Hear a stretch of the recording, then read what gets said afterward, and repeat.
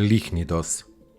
Лихнид на Охридското езеро се развил во убав град на површина од близу 40 хектари.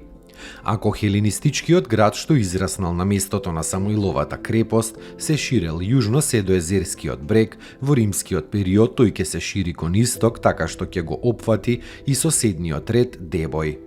Познато е дека во градот покрај театарот постоеле и други јавни градби, како Агора, Гимназион, Булевтерион, цивилна базилика и храмови. За жал, поради наслојувањето на современиот Охрид, овие градби не се ископани. Во доцно античкиот период градот бележи подем.